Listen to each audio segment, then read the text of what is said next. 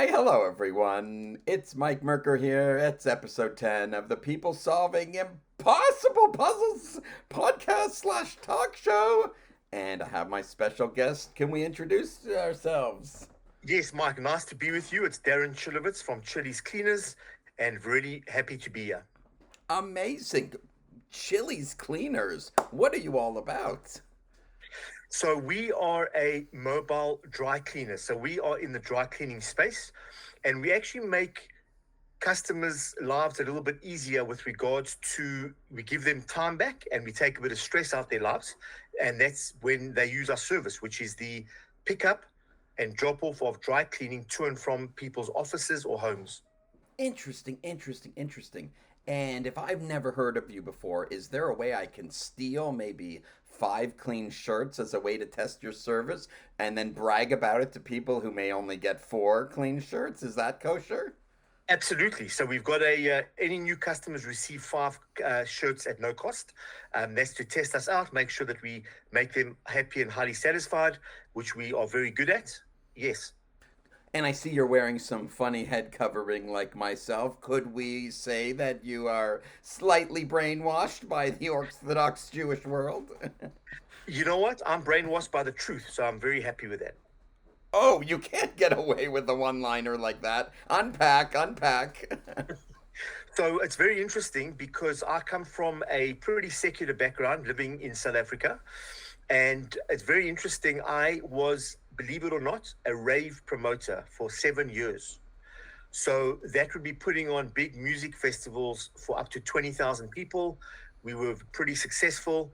And that was actually my ticket to Hashem because it wasn't really a reflection of my world. And when I left, I felt a little bit directionless. And I was humble enough to realize that I didn't know anything about Judaism. So I wasn't one of these guys that, would go to India and take a look at other religions. I realized that I had to start from the beginning, from my own, upbringing and being Jewish, and started learning with the Rav once a week. Did a trip to Israel for a return and learn for a month, and the rest is history. And I love the lifestyle. I just love it. Why? What do you like about it? You're not working on Saturday. That's crazy talk. You know what? It's amazing. It's if you don't work on Saturday, you actually see I see Hashem's blessing in my life, whether it's family, whether it's business, all the time, and it's just we have a lot of fun, living this lifestyle. My son asks me, Dad, how come you're always upbeat and happy? And I said, you know what?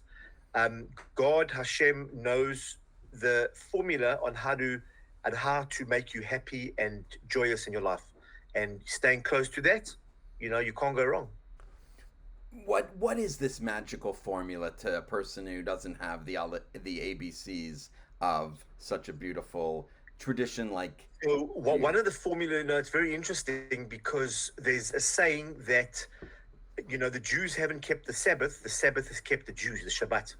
And the Shabbat is really part of the central, way of living. And I recommend it for anyone, if you take out the religious, purpose, anyone moving away from technology once a week is an amazing experience. So no papers, no phones. So that coupled with, I actually say my Sabbaths have 7 ingredients. 1 is family, 2 is food, 3 is rest, 4 is learning, 5 is davening, and I think it's actually 6, and 6 is whiskey. Whoa, I love whiskey. What is your guilty pleasure of whiskey? Are you a single malt kind of guy? I'm a single malt kind of guy. I wouldn't say that I'm a whiskey connoisseur or, in any way, but I love a scotch, and it's enjoyable. Wait a second, that's the best of both worlds. We can get completely plastered and not work and the Sabbath. What kind of religion are you making up here? What's going So on you know over what? here? It's not. It's really to get plastered is not the way to go at all. It's just there's a special bond when you have friends or family and you have a drink or two. It's a special feeling, and it's wonderful. This special feeling you're talking about. But it includes you not working on a whole day of the week. What about the dead queens and the dead presidents and the Skrilla and the filling up of the bank account and the buying things we don't need to impress people we don't like? Surely you have to work 24/7 to survive. No, I mean, there's plenty of time for doing what you just mentioned. So, for me, Shabbos is too short. I wish it was longer. Oh, we are instituting a 36-hour Shabbos. Is this? Well, I'd love that. I'd love that because I live my life from Shabbos to Shabbos, and I actually can't wait for Shabbos to come in because I just love it so much. Is there someone behind you, a rabbi, a mentor, who's been holding your hand and guiding you in every area of your life? Tell me about some secrets. Absolutely. I think that it makes sense. It's, a lot of Judaism is logical, and it makes sense to have someone that knows more than you to hold your hand, so to speak, and lead the way. It just makes a lot of sense, So yes, I do. My community is Teres Mordechai, which is in Thornhill, Rabbi Biderman. And then I have a wonderful, wonderful rabbi in South Africa by the name of Rabbi Yisrael Ziskin. He was the first rabbi that I started learning with. And then, of course, my wife as well, So you have 3 people behind you, 2 rabbis and a wife. But what about on the business side? Is there a secret teacher, a mentor who held your hand when you were starting out? Absolutely. So I've got a very good friend. His name is Rob Sharma, and he is a business as well as life coach. And one of the many positive characteristics that he has is really believing in you almost more than you believe in yourself. So he believes in you so much, and it makes you believe in yourself and therefore go for it. So, he was part of the inception of starting the business and gave me a bit of extra confidence to move forward. And, as I said, he's a close friend of mine, and we talk business quite often, and he certainly guides and helps, and he's very good at thinking outside the box, and I highly recommend him. I love Rob Schomer. He's the one who always is Mike. I have had whole hour, 2-hour conversations, and I'm like, Rob Schomer, I got fired from this job. I got thrown out of this teaching position. I feel like a dog in a world of cats. And Rob Schomer said, Michael, what about Iron Man? What about Iron Man? Is he socially acceptable? Is he a billionaire, maverick, crazy guy? Is he someone that no one understands and ahead of the time? Why can't you feel that you are like him and go out of your box? And Rob Schomer, how has he helped you so much? Tell the story. So he is, long story short, we actually met through a men's group, which was a Jewish group for men to support each other on being the best man that you can be. And that's how we met. And I actually had another business. I'm a bit of a serial entrepreneur. I've had multiple businesses in South Africa, and I was actually in the fruit business, importing fruit from South Africa. And that's when we started talking about that business. Unfortunately, the factory closed in South Africa that was supplying me the fruit, so I moved on from that opportunity. He's just a sounding board. Everyone I think needs a sounding board. Whenever I have an idea, besides mentioning it to my wife, I will mention it to him, and we discuss it, and then I come out with a lot more clarity and a better perspective on whether I should even do it and how to move forward. Amazing. So one of your pieces of advice, Darren, is that we should have a Sika teacher over us, a Seilecha Rav. What does that mean to you, a Seilecha Rav? It just means someone that, first of all, understands you, someone that is always there for you, that is just a solid sounding board, support, help, wisdom. Wisdom's a big one when it comes to rabbis. There's so much wisdom in the Torah, and all the wisdom's in the Torah already. So it makes sense again to speak to someone wiser than you, speak to someone that knows really that maybe knows more business than you, and learn from those people. So I'm lucky that I've got the best of both worlds. And we touched a little bit on serial entrepreneurship. How many, we're not talking here cornflakes or, Cocoa Puffs. You're talking about serial entrepreneurship. You're talking about lining up, I'm going to do this, maybe it'll work, maybe it won't. Here, let's do 10 other things. rant and tell the story of all these adventures of So it's entrepreneurship. quite interesting. I get a bit bored with with the same kind of industry, and I've actually moved on from that part though, because I have a family. I have three beautiful kids and a beautiful wife, and I need stability. So I don't want to move on from this venture that I'm in at the moment. But every 7 years, I've done something different. I first started off in the retail business with watches. That was a job. That wasn't that was my first job in moving into the business world.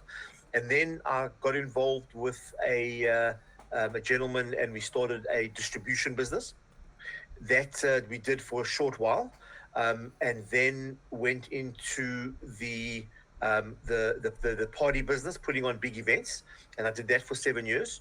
Then I moved into the security business actually, and the security business in living in South Africa, Johannesburg, is just an amazing business. First of all, it's very meaningful. You're looking after people's livelihood, and you're looking after their safety. So I did that for 7 years as well. And during that phase, that's when I became more observant. And then I sold my shares to bring my family to Canada about 16 years ago. Started off with a couple of jobs here, and then now I've got this wonderful opportunity and business that I love in the dry cleaning space. And how, in each of these business and ventures, how did you know what to do each day? So from experience from the previous business, logic. Logic in life is a big thing. It's interesting. I didn't really have any coach or anything like that in South Africa. Only landing here in Canada when that came about. But just looking at online different aspects of the business, looking at what aspects of the business need support, and very importantly, which I try to teach my children, that everything in life comes with a goal. So if you don't have a goal, you're not going anywhere, and you need a plan to reach that goal. And the plan needs to be, smartly laid out. You don't want to do too much too soon. You don't want to do too little. You need to find the sweet spot, and small steps every day get you to the finish line. And profound wisdom. And for a younger guy, I'm 41. How old are you? Can we ask how old you are? I'm 55. 55. But for a younger guy who's 25, who's 26, who's 30, what would you say to him, the younger version of yourself perhaps, that you know now that you didn't know then? So we all have some sense of fear. And I think managing that fear is definitely one of the first aspects that I would talk about, because fear stops people from moving forward. So fear is I would talk about fear and how, strategies to work through that fear. And then, risk taking. As an entrepreneur, you need to be a risk taker. You need to have vision. And without vision, you need that vision to form a bedrock to move forward in what you want to do. And if you don't try anything, you're going to be very sorry you didn't try. So many successful people in life and in business have failed many times, and they became successful. So tenacity is another big one. I'm a very tenacious person. Tenacity is, a lot of people jump out in the business boat too early. And there's many businesses that didn't make profit for many years and now are huge businesses. So I'll talk about that as well. And to believe in themselves. In my generation, one of the biggest issues is self-esteem. And people don't believe in themselves, and yet they are awesome. They are great in a humble way, and no one's better than you. A lot of us go through life thinking everyone's better than us.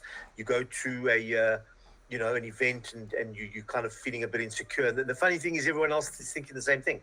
You know what I mean?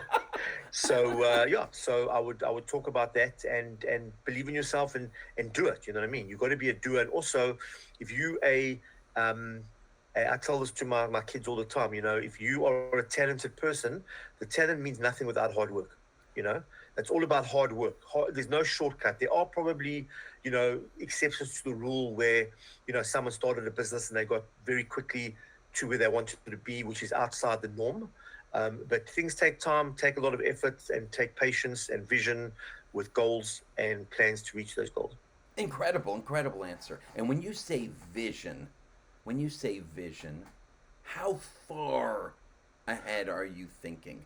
2 weeks, a year, 10 years? What do you mean by vision? So that's a great question. So when you're first starting a venture or a business, you're thinking pretty short term, because you've got to get it going. So it's pretty short term to medium term to long term. So it's thinking all those things in one vision, and that's So that's what I'll say to that. Perfect. And what are your thoughts? Should everyone be an entrepreneur? Should everyone be a business owner? Or is it for some but not for others?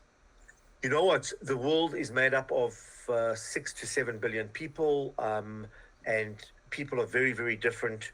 For sure, not that everyone should be an entrepreneur. Some people don't like the uncertainty of, the financial foundation. And some people like a job where they know they're getting a certain amount of money every month, and that works for those people. So it's definitely not for everyone, but it's for more people than people realize, because there's entrepreneurs out there, but they don't take that chance, and they'll stay in a job for the rest of their life because they don't take that chance.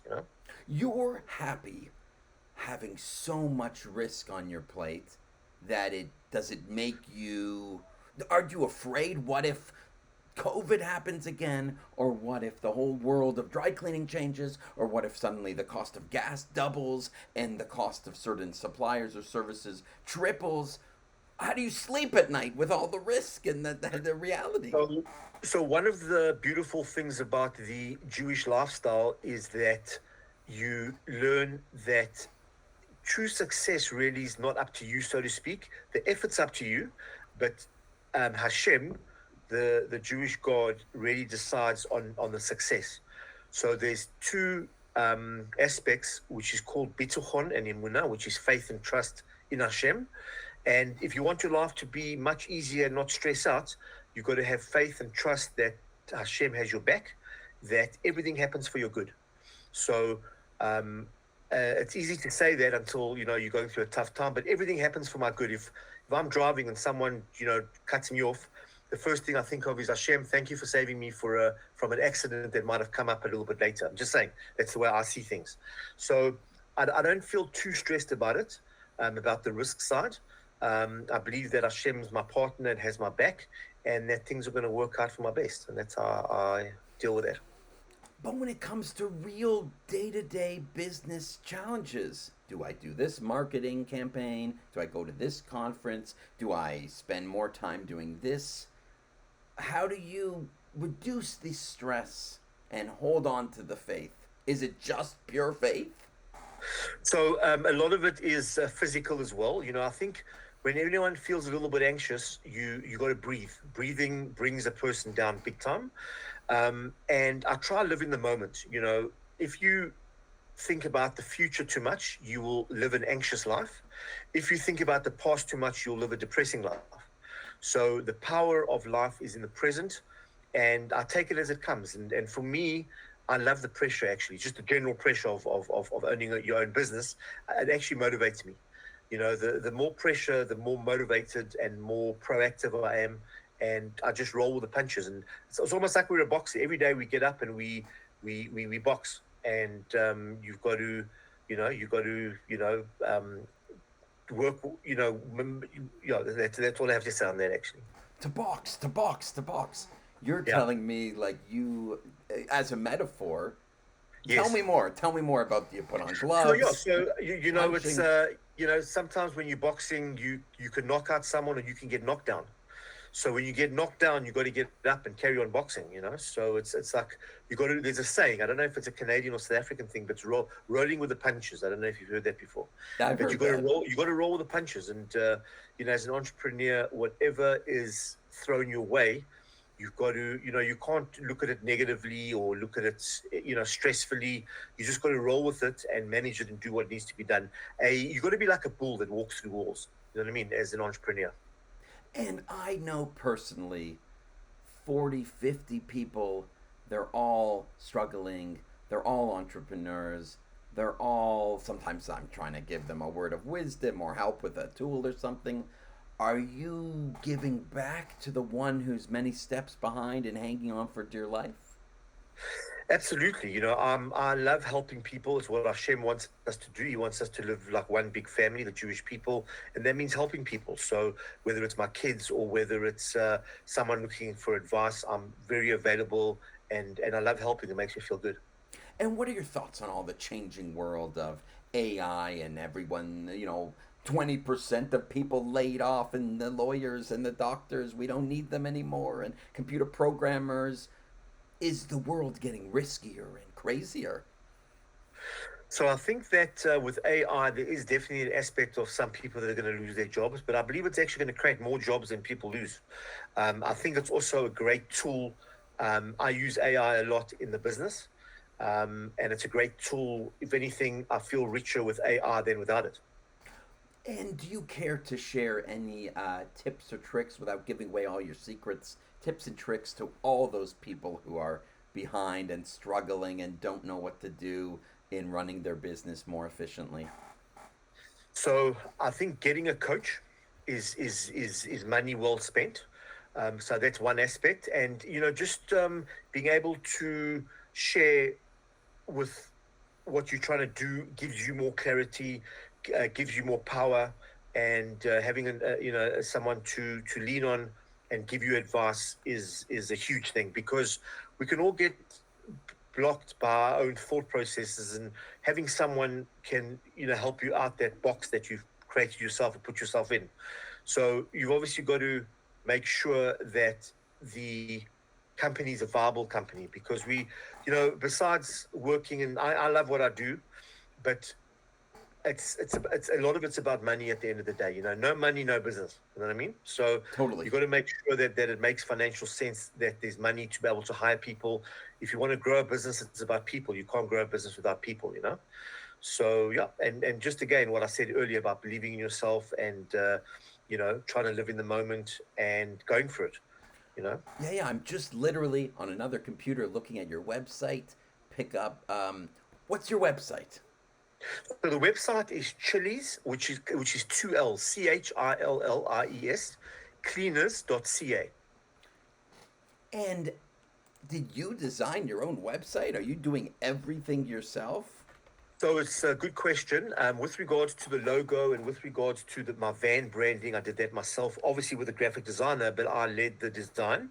And then my graphic designer knew what kind of feel I was trying to get at, and then they went with the website.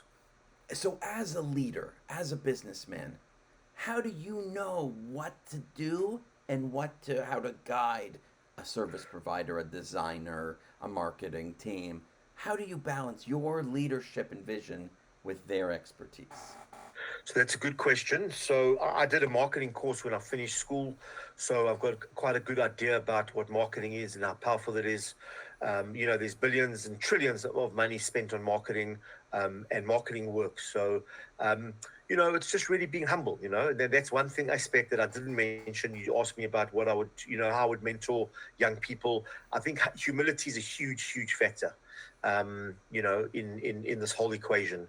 And, just being humble about it. And it's almost like a feel you get, you just work together with them. And I am a bit difficult when it comes to design and things like that. So there's a bit of extra work and extra hours that are needed. But we get there at the end of the day, and people don't seem to have an issue with me getting involved with them and providing the solution for, with a graphic designer, for instance. And in all your work experiences, could you tell maybe a challenging story of where you had to let someone go or fire someone or really change up or slim down a business? A tough story about letting someone go. Sure. So, it's always going to happen, unfortunately. I'm very patient. I'm very easy to work with. But there's sometimes, just there's been actually certain issues that have happened that I masked, and I didn't want to make the person feel bad, so I had to let them go. But I masked what there was a certain issue that they would get fired for easily, and just talking it through with them. And I actually don't like letting people go at all. I know it's a big situation when someone is let go. You know, anxiety comes into their life, and they've got a lot to do to get back on their feet. So it's not easy letting people go, but I just take a deep breath. I tell myself I need to be courageous, and basically have that discussion with them. So you're making sometimes really hard decisions. You're in the hot seat. And and what's that really like to make so many hard decisions every day and every week? Tell us more about it. So hard decisions. When a decision comes up, I'm very chilled about it. Initially, I just let the idea brew. I don't jump at it. It's very important not to react quickly to situations, and especially when you are, a bit anxious or there's fear, or you're not in your normal state of mind. Never make decisions in those situations. Perfect. And as a business owner, don't we have to lie and cheat and steal and bend the truth? Isn't that what we have to do to survive? Absolutely not. It's if you steal, it's actually stealing from yourself, because the way the world is run, I believe, is that if you steal something that's not yours, then Hashem will make you have a bumper bashing, and it's going to cost you, a certain amount of money to pay for that repair, or for the person you hit's repair, and that money was never yours. I actually had a customer where there was an issue with one of the expensive items. And we'll talk about our customer service, which is on a different level to most companies. And I had to pay the person out. And when I paid them out, I said, you know what? The money was never mine. Whoa, this is profound. And yeah, getting more into your business. You're not aggressively plugging your business. You're not shouting. You're not saying crazy things. Is modesty and genuine leadership qualities. You're different, man. This is scary. This is frightening. What's vibes are you giving off? What's going on here? So, as I said, humility is a huge thing. And again, it's a karas atov, which is appreciation to Hashem that I even have a business. You know what I mean? So I focus on that, and I thank Hashem every single day for it. So that's But that. you're so busy, so you don't have time to pray. There's no time for that. So you know what? It is busy. The model that the dry cleaning model is very, very labor intensive. So even though I have staff in place, there's still a lot of work. So it does affect my davening, but then I put other things in place to get back on track. So, as a business owner that's growing, if the business is growing, Baruch Hashem, you have to, it's called growing pains. And I call them growing opportunities as opposed to pains. And you have to keep on, there's always a lot of work in the growing opportunities of a business. How do you manage people so well? You seem like a really good, genuine I'm a manager. very relaxed kind of person. I don't like micromanaging, and I don't like being micromanaged. So I will train that person up. And once they know that specific job, I will micromanage them until they know the job, and until I trust that they know the job. And once they know the job, it's a short while, it could be, it's not rocket science, the dry cleaning business. So it doesn't take that long to learn a job. And then they're on their own, which they like. Obviously, I still manage them and take a look at their performance and stuff like that.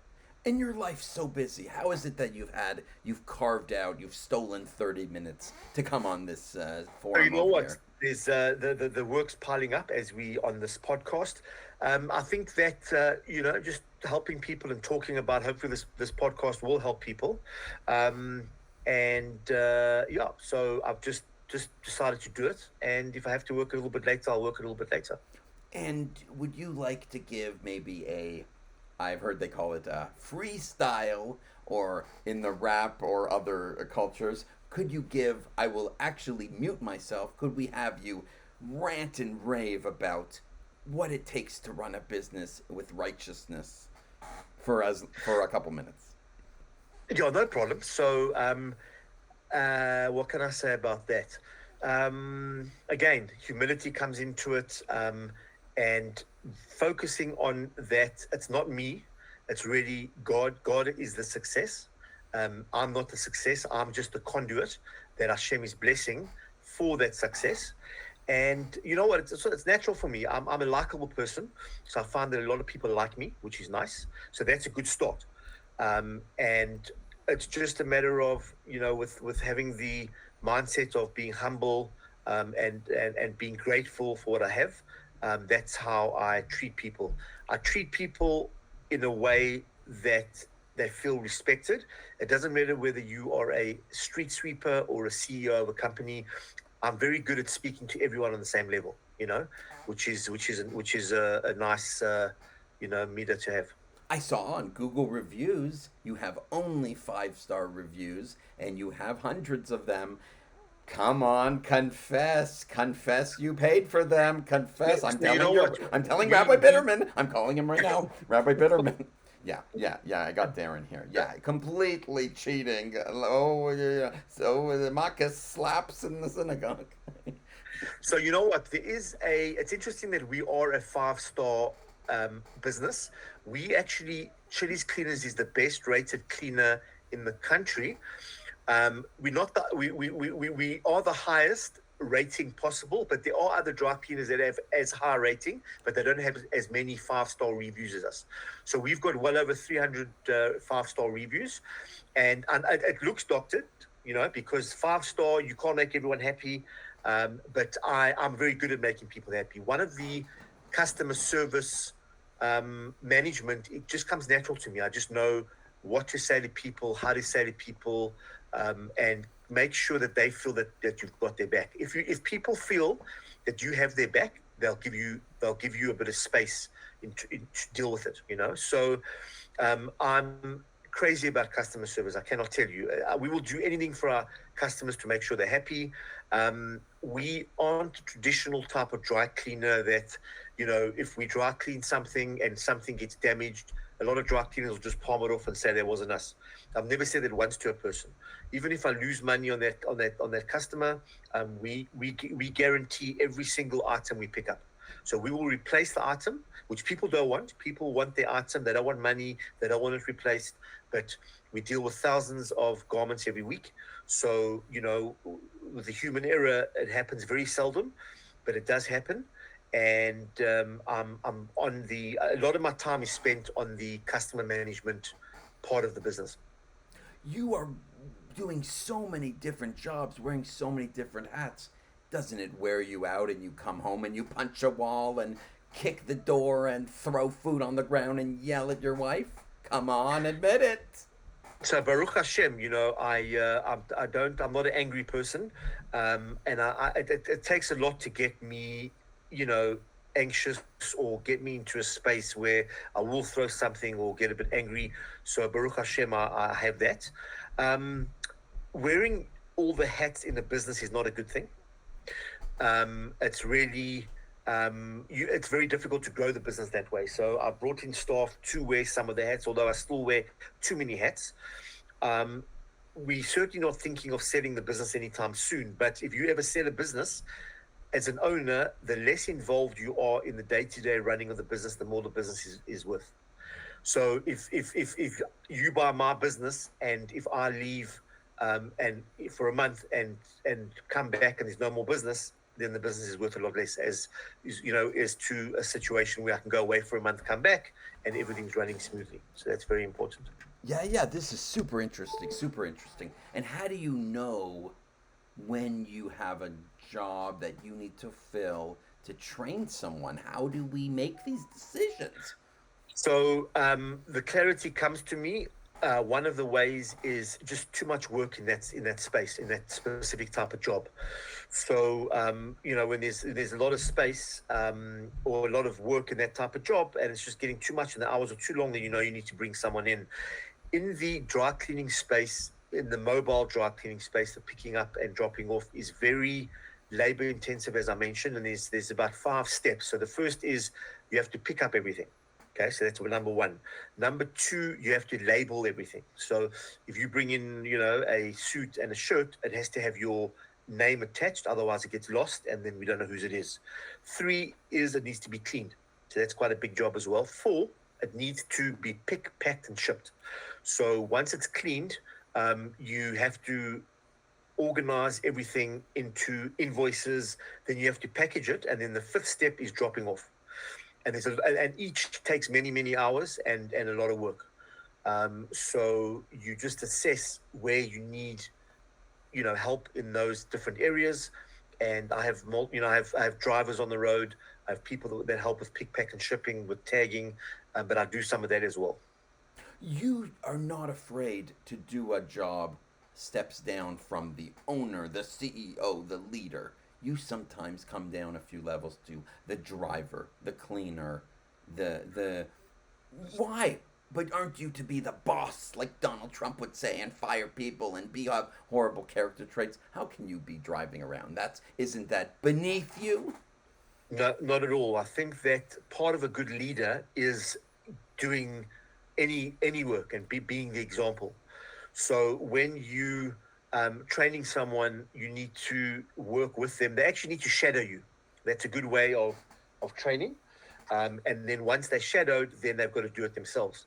Yeah. We should not. Wait, are you saying instead of bossing people around, we should lead with honor and be able to do each job perfectly? But what if someone we hire is only 70% as good as me? I can't have them do my job in a 70%. So you need patience, because a lot of the time people won't be up to the necessary standard, but that you don't just throw in the towel. You have a bit of vision and you say, you know what, let's give this guy a 3-month probation period, and you train the person up and you give them the opportunity to grow. And some people become great assets to the company through that process. You don't throw in the towel too early. And 3 months, we should wait 90 days. But shouldn't we be impatient that to grow, we have to grow and we need to run in 90 days? You're telling me I have to wait and respect people? You need to, you could do a 30-day probation period. It doesn't have to be 90 days, but you need to, I try and see life from the perspective of the person I'm hiring, and, knowing that any abrupt decision will affect their lives in a pretty hectic way. So patience is another great virtue for an entrepreneur. Perfect. Is there anything else you want to say? I know you're super busy and have to get back to running, managing, leading. Talk a little bit about the actual business. So, we provide a free pickup and drop off service. So people don't pay for the pickup and drop off; they pay for the cleaning only. And we've got a very efficient system. People want to spend as little time as possible with as little communication as possible with any service provider that they use. So because our customers are, a little bit more middle-aged, they not as excited about technology as the younger generation. So I use a simple solution where each person gets a text message once a week, and they respond according to the instructions in the text, whether they want to pick up for whatever days are for their routes, because we have multiple routes. People have the misconception that you have to be at home for the pickup and drop off, which you don't. So they leave it outside in a bag. We haven't had any security issues. We pick it up, the driver picks up, and then we hang it outside. We keep a credit card in their account, so the payment is very, very seamless. So I don't really speak to many of my customers. Obviously, we follow up and make sure they're happy and things like that. I've got a team that do that. I do it myself sometimes as well. But, people want as few, touch points to communicate as possible. So we've set up a whole system like that. And we clean everything from clothes to area rugs and everything in between. We are, as I said, crazy about customer service. We also focus on the Bathurst corridor, from Rutherford and Bathurst in the north to Eglinton and Bathurst in the south, about a couple, 2-3 kilometers on either side of Bathurst. So we've managed to capture the Jewish market. We've got a very good name out there. As a marketer as well, I understand that people need multiple touch points. So if people are going to change their service provider, by seeing one advert in a magazine, for instance, might not be enough. They need to see a van, and then someone tells them about it, and then they see a WhatsApp message, and so on. So, we've got multiple marketing a plan that touches, makes people see different touch points, and that's pretty much what I can say about it. So amazing. And one last question I had is, when you say touch points, you're talking a bit about the visibility of the business, but it's not all a logo. It's not all a website. It's not all a Google reviews page. You also are word of mouth through could we say, being genuine is what drives business success, as opposed to a quick grab, or I'm going to do this fast, or maybe over a year. Yeah. It's very interesting that you bring that up, because I don't like letting anyone down. So I'm very, very strict and very work hard at making sure that if you give me certain items, we do what we say and say what we do, and make sure that you get that on the day you're supposed to get it, which is a good way of running the business. And that's maybe why, or partly the reason why Hashem's helping it be successful, because we generally do care, and that's an important aspect. And when people join us, we say, welcome to the Chillie's family. It's like a family, and I treat people and customers like a family. And that's why we've got our 5-star rating, and we've got over 300 5-star reviews and so on. Incredible. And if someone wants to, outside of business, if someone is maybe could benefit from talking to you for 20 minutes, 30 minutes, has questions about their own business, is that kosher? Do you have time for that once a week? You know what? I'll make time for that. If there are people that do want to, bounce an idea, absolutely. I love helping people. It makes me feel really good about helping people. So I'm very big on that, and I'll help when I can. My van is it's like a mitzvah mobile, because we use people that want to use it, they can use it with pleasure, to move anything. I used to just give it out to people, and my wife said, it's better to still keep on doing the chesed, the kindness, but make sure you drive the van. So there's people that know that can reach out to me, and I'll move a couch for someone, or that kind of thing. So this was super great, and maybe we could have you back in a month from now and ask you deeper questions about getting into the challenges of running a business in the day and age. Thank you, Darren, for joining us. And my shirt's messy right now. I think I'll have to take on the offer. You really got crazy offers here, everyone. Anyone who's watching this to the end, hop on the Chillie's family. I mean, I'd be adopted. Anyone who's lonely and needs a joyride around the city, should we Mark, say? we would love to adopt you, and it's been wonderful. You've been great in this whole process, and thanks very much for the opportunity. Amazing. Okay, we'll pause here, everyone, and we'll have some links in the description below. Take care. Awesome.